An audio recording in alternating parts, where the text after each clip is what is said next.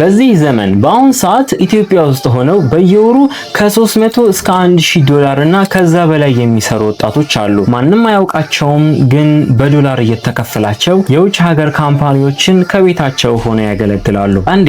ምን አይነት ስራ ሰርተው? ክፍያውስ እንዴት እጃቸው ይገባል? አንድ የማይታይ ግድግዳ አለ። በአይንህ አታየውም፣ በእጅህም አትዳስሰውም። ነገር ግን ይህ ግድግዳ የአንተን የኪስ ቦርሳ በሺዎች ኪሎ ሜትሮች ርቀት ላይ ካለው የዓለም ሀብት ጋር እንዳይገናኝ ለዘመናት ከልክሎታል። ዓለም ወደ አንድ መንደር ተቀይራለች ይላሉ። ኢንተርኔት ድንበርን አጥፏል ይላሉ። ይህ ለኢሜይልና ለፌስቡክ እውነት ሊሆን ይችላል። ነገር ግን ወደ ገንዘብ ስንመጣ ዓለም አሁንም በሁለት እንደተከፈለች ነው። በአንደኛው ዓለም አንድ የ18 ዓመት ወጣት በመኝታ ክፍል ሆኖ በሰከንዶች ውስጥ ከቶኪዮ ወይም ከኒውዮርክ በሚሊዮን የሚቆጠር ዶላር ይቀበላል። በሌላኛው ዓለም ደግሞ ችሎታው እውቀቱና ጉልበቱ እያለ የለፋህበትን $10 በእጅህ ለማስገባት ዘመድ ትለምናለህ ወይም በድብቅ ጥቁር ገበያ ትፈልጋለህ። ይህ የማይታየው ግድግዳ አሁን የምንኖርበት ሰከንድ ላይ እየተንቀጠቀጠ ነው። ከኛ እውቀትና እይታ በስተጀርባ በፋይናንሱ ዓለም ውስጥ ጸጥ ያለ ግን ደግሞ ህይወታችንን ለዘላለም የሚቀይር ጦርነት እየተካሄደ ነው። ሰንድ ኦንሊ በሚል ታርጋ ተሸብቦ የኖረው የኢትዮጵያ የዲጂታል በር በግዙፍ የቴክኖሎጂ መደሻዎች እየተሰበረ ነው። በዛሬው ቪዲዮ ይህንን ግድግዳ ሰብረው ያለፉ ሰዎች የሚጠቀሙባቸውን ሚስጥራዊ ቁልፎች በማቀውና ሪሰርች አድርጌ በሰበሰብኳቸው መረጃዎች ልክ እነግራችኋለሁ። ከጥንታዊው የባንክ አሰራር እስከ ማንም ሊያግደው የማይችለው የክሪፕቶ ዓለም እንዲሁም በኢትዮጵያ መንግስትና በዓለም አቀፍ ተቋማት መካከል የተፈረሙ ነገ ጠዋት ከእንቅልፋችሁ ስትነቁ ህይወታችሁን ሊቀይሩ የሚችሉ አዳዲስ ስምምነቶችን እንፈትሻለን። ይህ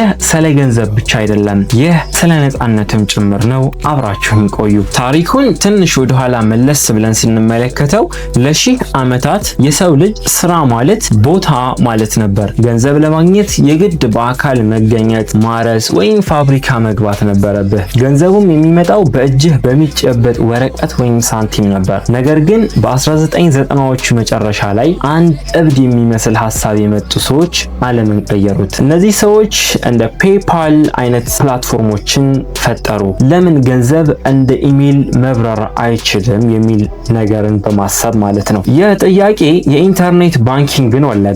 ሰዎች ለመጀመሪያ ጊዜ በስክሪን ላይ በሚታይ ቁጥር ብቻ መተማመን ጀመሩ። ይህ አብዮት ነው ዛሬ የምናየውን ጊግ ኢኮኖሚ ወይም ደግሞ የፍሪላንስ ስራ የፈጠረው። ዛሬ በዓለም ላይ በቢሊዮን ዶላር የሚንቀሳቀሰው የኦንላይን ቢዝነስ የደም ስሩ እነዚህ የክፍያ መንገዶች ናቸው። ግን እነዚህ የክፍያ መንገዶች ምንድን ናቸው? በዓለም አቀፍ ደረጃስ ንጉስ የሆኑት የትኞቹ ናቸው? በዋናነት በሶስት እንከፍላቸዋለን። አንደኛው ዲጂታል ዋሌት ወይም ደግሞ የዲጂታል ቦርሳዎች። እነዚህ የኪስ ቦርሳዎቻችንን ወደ ስልክ የቀየሩ ናቸው። የዚህ ንጉስ ደግሞ ፔፓል ነው። ዓለም ላይ ቁጥር 1 አብዛኛው የፍሪላንስ ስራ ክፍያ የሚፈጸመው በዚህ ነው። ለገዢም ለሻጭም ዋስትና ፕሮቴክሽን ይሰጣል። ግን ለኛ ለኢትዮጵያውያን ይህ ስም የህመም ስም ነው። ለምን እንደሆነ በኋለኛው ክፍል እንመጣበታለን። ሁለተኛው ቨርቹዋል ባንክስ ወይም ደግሞ ዘ ፍሪላንስ ላይፍላይን ይባላሉ። እነዚህ ለኛ ለኦንላይን ሰራተኞች ጀስት ኦክሲጅን እንደማለት ናቸው። ስማቸውም ፔይኖር እና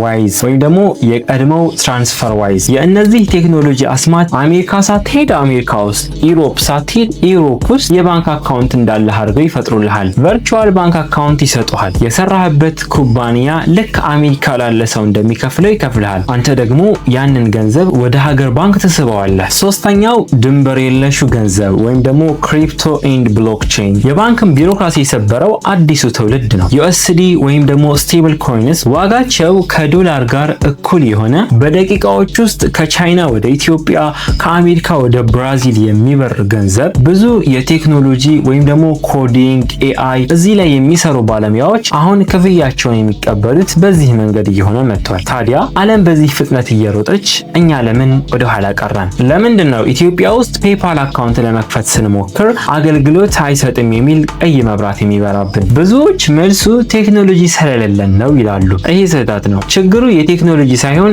የፖሊሲና የኢኮኖሚ ጦርነት ውጤት ነው። ለዓመታት ኢትዮጵያ ውስጥ የነበረው ህግ ሰንድ ኦንሊ ይባላል። መላክ እንጂ መቀበል ወይም ደግሞ በተቃራኒ መቀበል እንጂ ገንዘብ ማውጣት በነፃነት አይቻልም ነበር። ከዚህም በላይ ትልቅ የሆነ የውጭ ምንዛሪ እጥረት ወይም ደግሞ ፎሬክስ ክራሽ ሀገሪቱ ሀገሪቱን ስለያዛት ብሔራዊ ባንክ ዶላር ወደ ውጭ እንዳይወጣ በረራውን ሁሉ ዘጋው። ምክንያቱም ማዳበሪያ፣ መድኃኒት፣ በጣም አንገብጋቢ የሆኑ ነገራቶችን በዶላር ካልሆነ መግዛት አንችልም። ያሉ ዶላሮችን ብሔራዊ ባንክ ዝም ብሎ አይበትነው። የውጭ ኩባንያዎች እንደ ፔፓል ያሉት ደግሞ ገንዘብ በነፃነት የማይንቀሳቀስበት ሀገር ውስጥ ገብተው መስራት አይፈልጉም። ገንዘቡን ብንቀበል መልሰን ማውጣት አንችልም የሚል ስጋት ነበራቸው። ይህ ሁኔታ ኢትዮጵያውያን ወጣቶችን ለሁለት አስቸጋሪ ምርጫዎች ዳረጋቸው።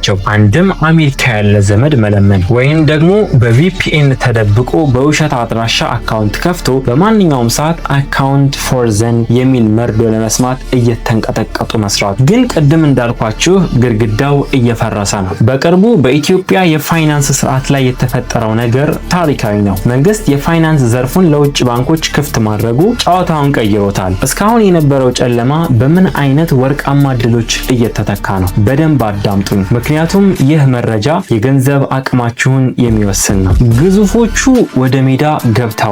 ማስተር ካርድ ኤንድ ቪዛ ዳይሬክት። ቀደም ሲል የኢትዮጵያ ባንኮች ከማስተር ካርድ ጋር የነበራቸው ግንኙነት ለጉዞ ብቻ ነበር። አሁን ግን ማስተር ካርድ ጌትዌይ እና ቪዛ ዳይሬክት ወደ ኢትዮጵያ በይፋ እየገቡ ነው። ይህ ማለት አንድ ፍሪላንሰር አሜሪካ ካለ ደንበኛው በቀጥታ ወደ ኢትዮጵያ ባንክ ዴቢት ካርድ ዶላር መቀበል የሚችልበት መንገድ ተከፍቷል ማለት ነው። ፔይኖር እንኳ ሳይኖር ገንዘቡ በቀጥታ ካርድህ ላይ ሎድ ያደርጋል። ባንኮች አሁን ይህንን ሲስተም ለማስተዋወቅ እርስ በርስ እየተሽቀዳደሙ ነው። ሁለተኛው የሪቴንሽን አካውንት ስጦታ ነው። ከዚህ በፊት ዶላር ሲላክላችሁ ባንኩ ወዲያውኑ ወደ ብር ይቀይረው ነበር። ለምሳሌ እኔ ከዩቲዩብ ቀጥታ አድሰንስ ወደ ባንክ ሲልክልኝ እዛ አድሰንስ ላይ ምን ያህል ዶላር እንደላከልኝ ነው የሚያሳየኝ። ነገር ግን እዚህ ጋር አካውንቴ ላይ ቀጥታ የኢትዮጵያ ብር ነው የሚያሳየኝ ማለት ነው። አሁን ግን መንግስት ባደረገው ማሻሻያ ወደ ሀገር ውስጥ የሚገባን የውጭ ምንዛሬ ፍሪላንሰሮች በከፊል በዶላር አካውንታቸው ማስቀመጥ እንዲችሉ ተፈቅዷል። ይህ ማለት የዶላር ዋጋ ሲጨምር